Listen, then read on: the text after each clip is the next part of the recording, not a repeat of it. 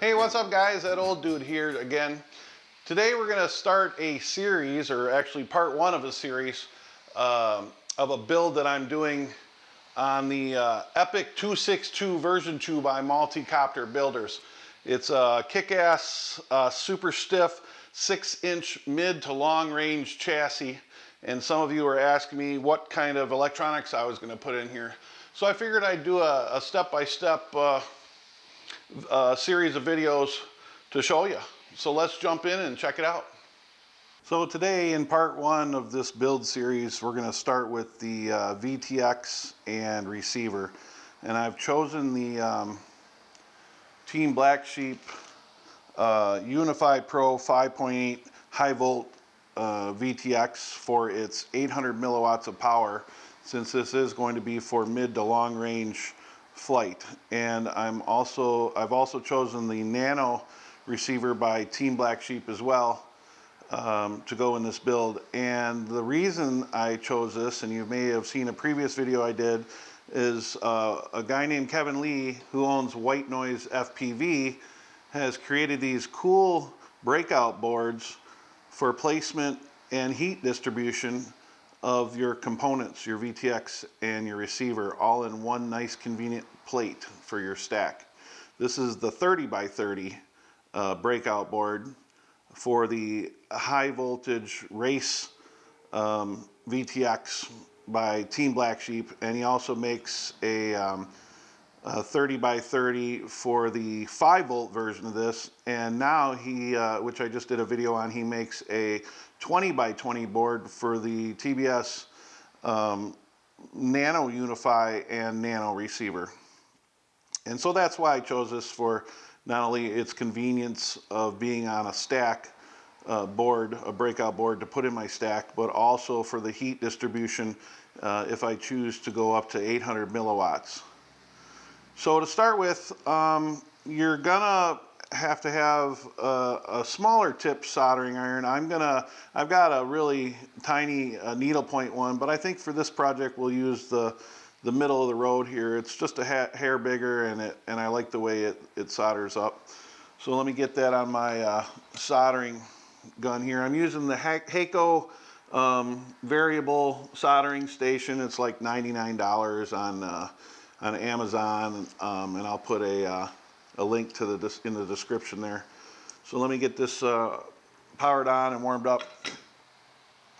And so the first thing you're going to have to do is cut off on the Unify Pro VTX, comes pre-shrunk wrapped, the board does. And so you're going to have to cut that off, because we're going to be soldering and attaching it to this breakout board by Whitenoise. So I'm going to just gently cut off this shrink wrap here.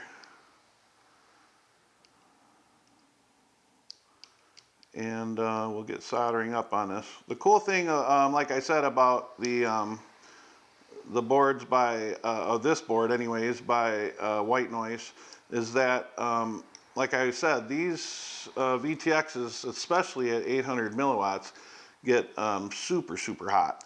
And this board helps dissipate the heat. I believe it's got a big piece of copper or aluminum there inside the board, where it gets hot on the back side of this board, to help dissipate that heat and get it away from the VTX. So I've taken off the shrink wrap that comes on, and I'm going to go ahead and pull this UFL connector off as well. Probably won't even be using that, because I don't think it's going to be long enough to reach the back of my 6-inch quad.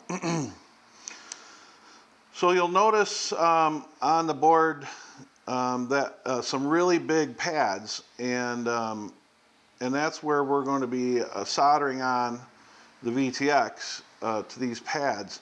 They don't supply any juice to the Unify high volt board by TBS.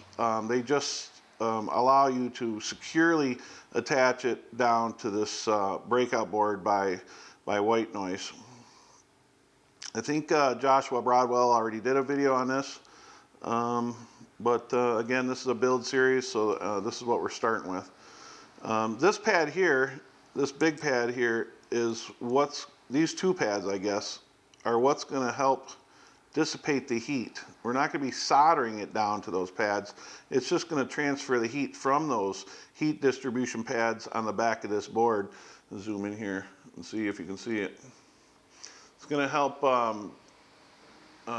distribute the heat that's coming off these boards into this board and help relieve some of that heat from this board.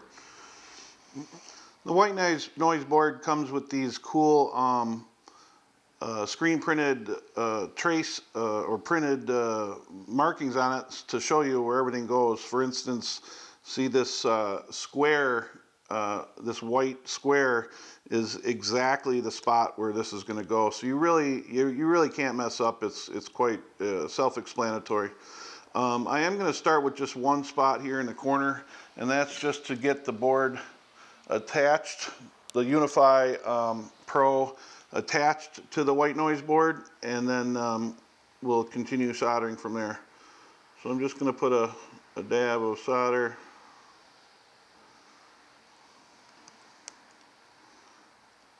in the corner there and tin that up a little bit. And then I guess I should probably put a dab of solder on the Unify and tin that side up there, just a hair, to help me connect these two boards and get it perfectly straight and placed how I want it. So let's get them solder this bridge together.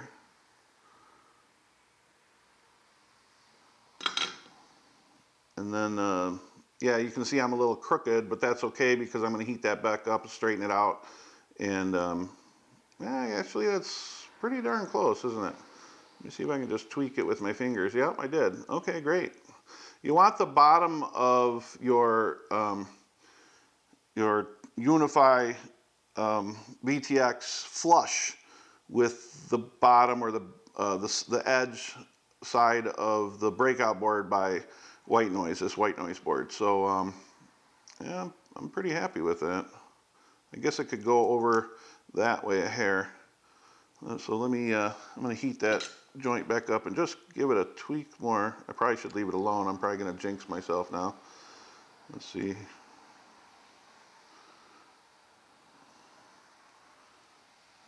Just a hair more. There we go. I think I'm happy with that now.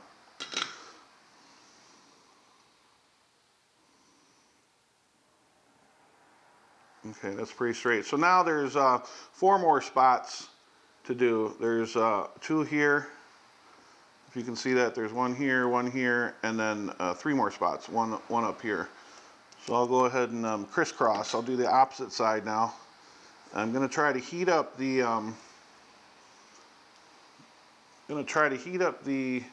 board, the Breakout board and the VTX at the same time here, just to get a solder going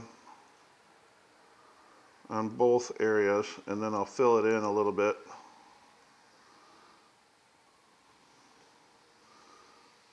Okay, that looks good, and then I'll move to the other one over here. This pad's a little bigger, but again, I'm just going to tack it for now, and then I'll go back and hit it again. Just trying to get it so it doesn't move on me once I get it like that. And then 1 more spot in this corner. Looking at these solder pads, I'm thinking that they are attached to the ground somehow on the board itself, the Breakout board and the VTX, creating a good ground for you. So all right, now let's go back and fill up this big one. This bigger one needs a little more solder for sure.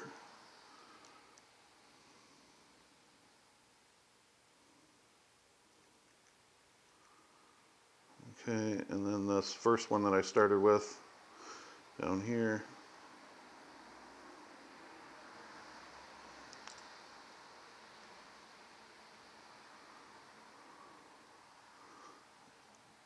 All right, let me me have a look at that. It's looking pretty good. I think I need a little more down here at this ground. Like I said, I think this ground is attached to the actual UFL ground, which if it is, that's a good thing. So there we go.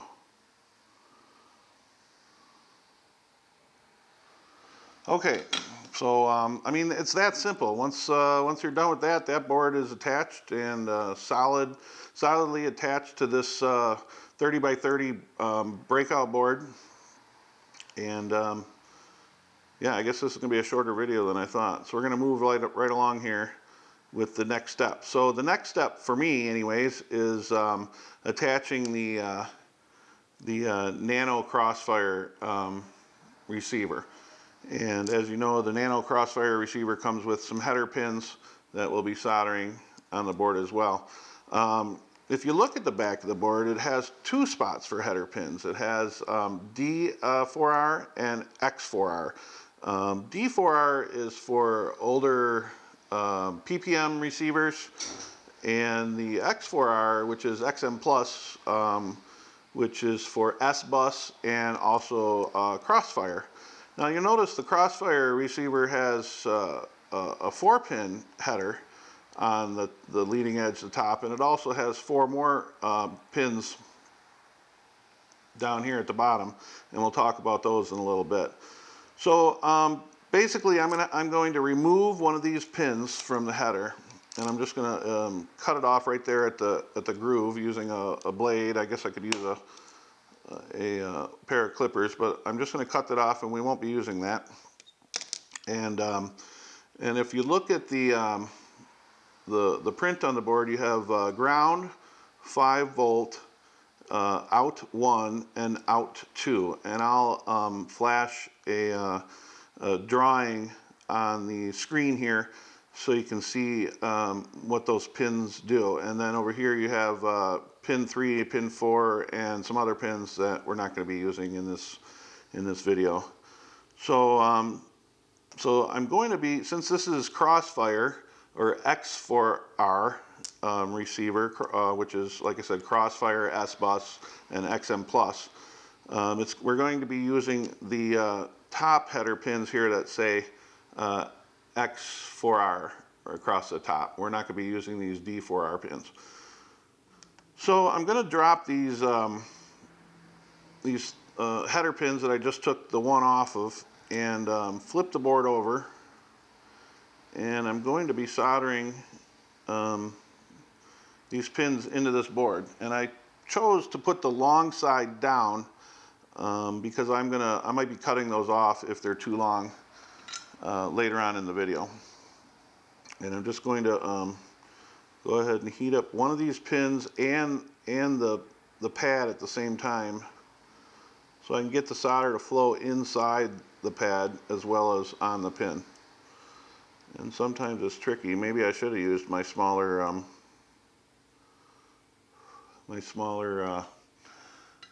needle nose tip for my soldering station. So once I get the one in, I want to make sure that it's nice and straight with the board. Seems a little up, so I'm going to bend it down just a hair. Okay, I'm also going to turn my soldering iron down a little bit because this tip is a little bit bigger, and I should have probably used the smaller tip. And I'm just going to go ahead now and get these other pads and pins soldered in there.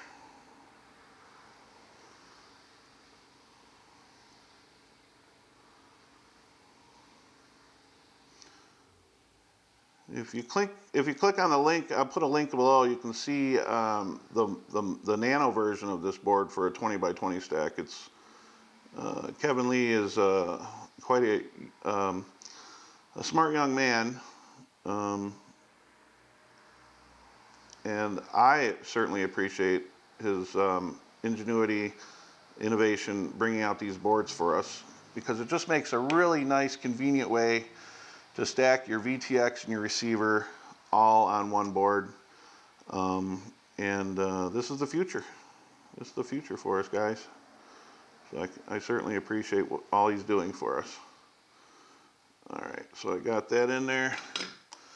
Okay, and then, so now we're just going to do the same thing, but with the Nano receiver. We're going to stick that right on those pins, and again, it's going to be this first pin here closest to the X, where it says X for R. This first pin is ground, so the first hole is ground. This is the side with the UFL sticking up now.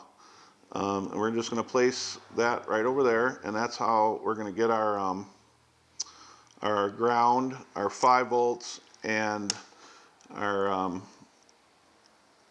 receiver, our RX pin, connected all to this cool, convenient little stack, or this board for the stack. And I'm just going to do the same thing I did on the other side. I'm just going to start with pin 1 and give it a little heat here.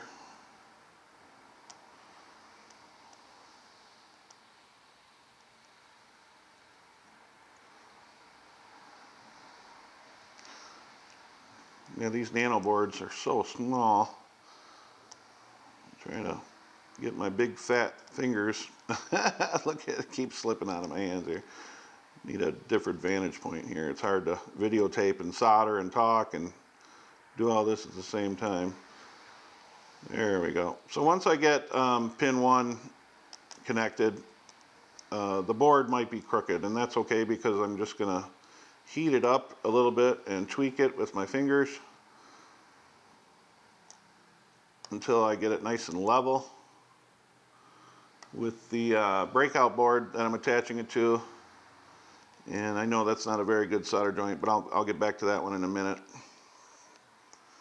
I have to find a different way to place my hands here so that you guys can see what I'm doing. There we go.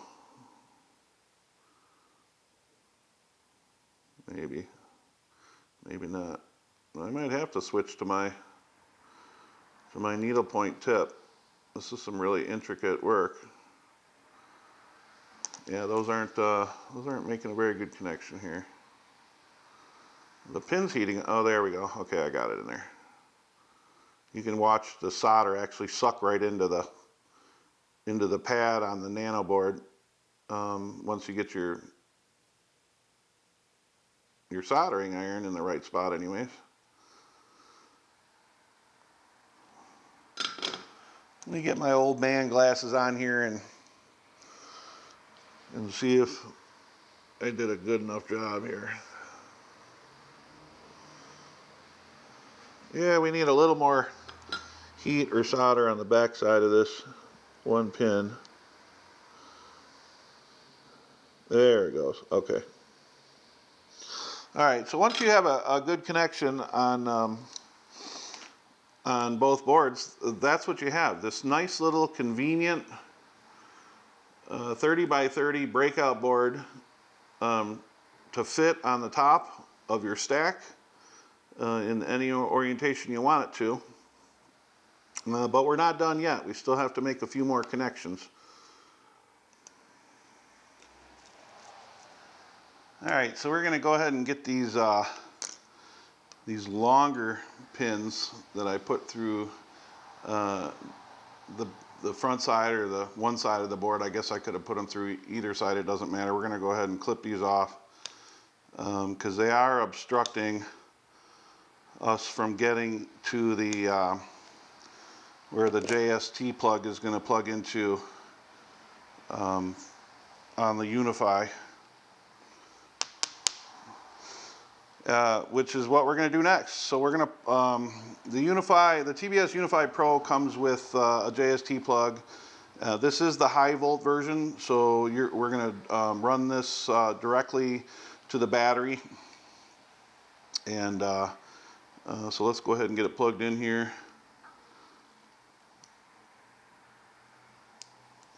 Snaps in nice and tight. That's a good thing.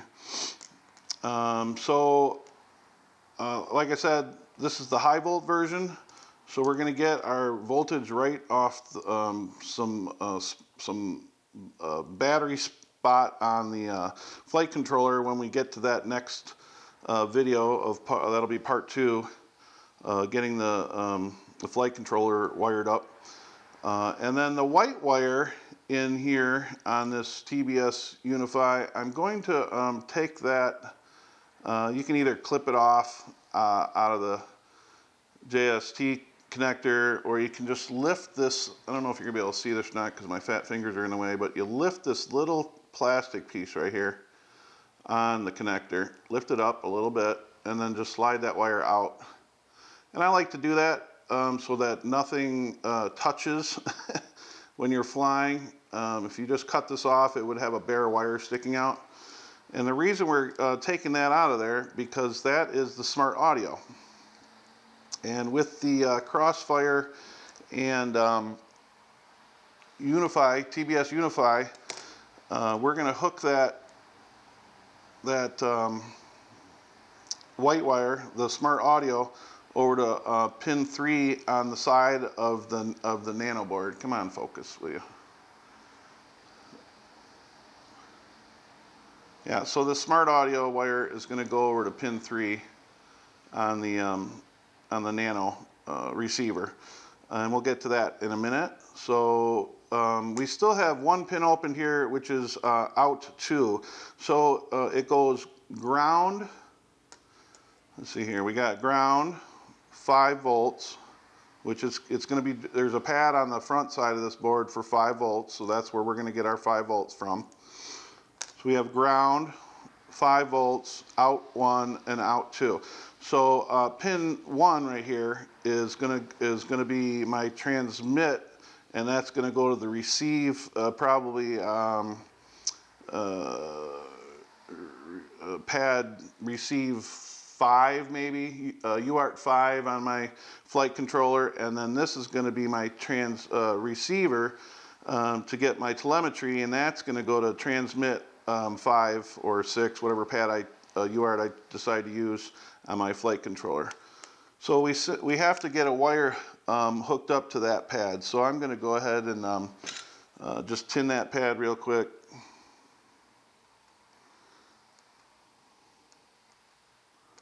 Like that. And I might as well tin pad or pin out 3 over here on the side, because we're going to be using that in just a second as well. So while I got my soldering iron on, I might as well tin that pad as well. Okay, so I got the Nano ships with a bunch of wires. You can pick any color you want. I'm gonna go ahead and choose probably yellow for my telemetry wire. And the wires are snipped, clipped on one side, but they're tinned and ready to go on the other side. So I'm just gonna heat that pad back up.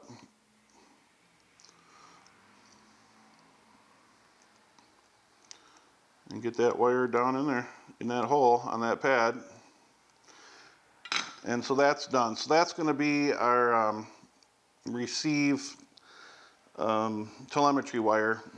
Again, this 3rd pin here is for the transmit that I'll assign in Betaflight, or iNav, I think is what I'm going to be using it for my long range quad. So, and then, like I said, we have smart audio, that wire that I'm going to simply cut short and tin and put right in that spot over there. So let's get this cut and stripped.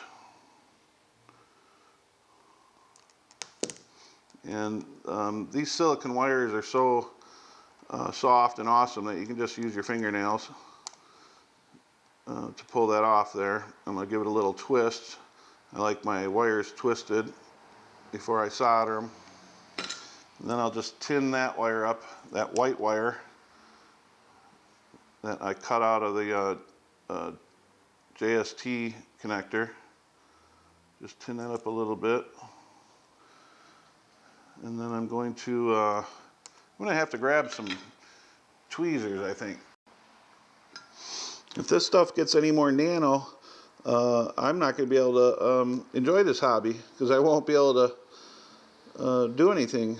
Everything's so tiny, and my big hands, so hard to do this stuff.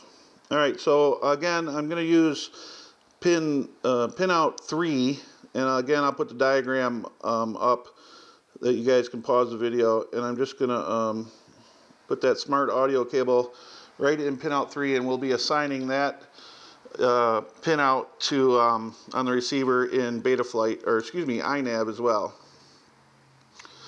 So we're pretty much done with the back side of this board, or the top side, whatever you choose to call it, where the Nano TBS Nano receiver is. So basically, we've got, let's see, so we've got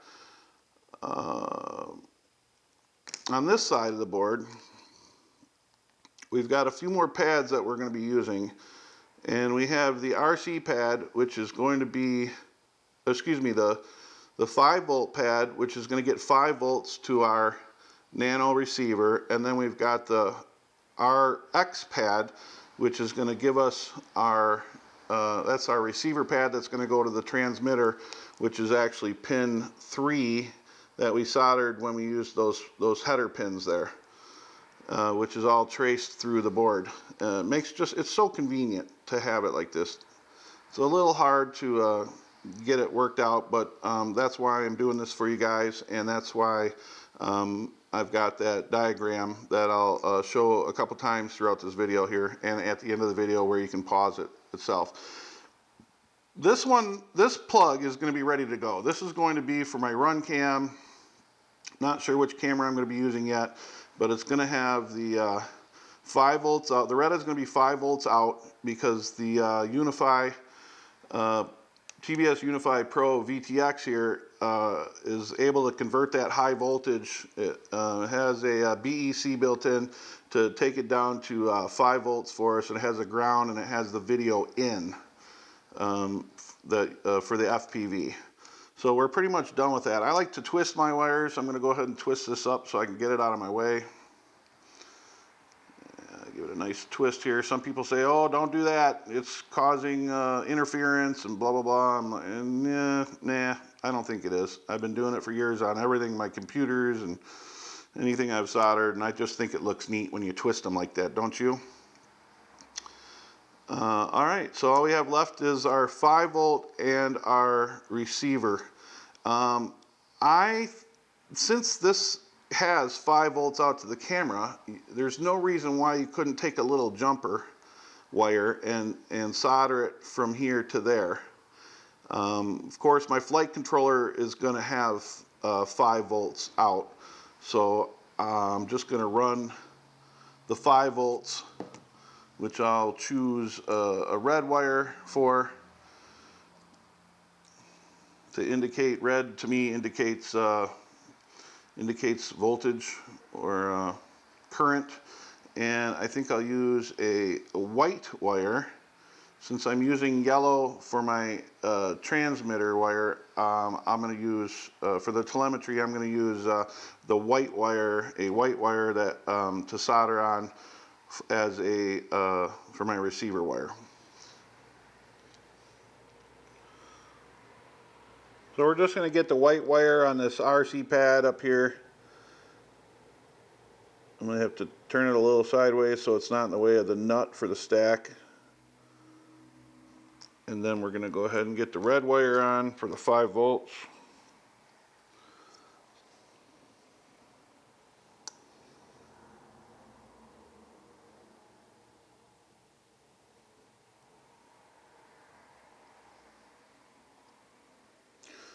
And that's it. We'll give those a twist.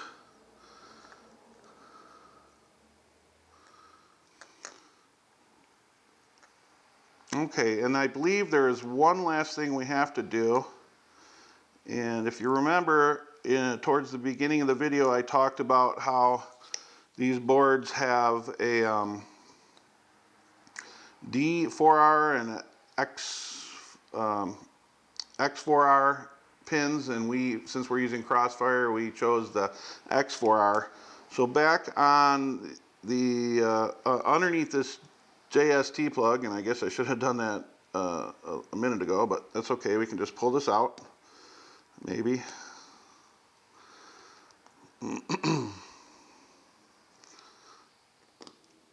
Right here, I don't know if the camera's going to pick it up or not.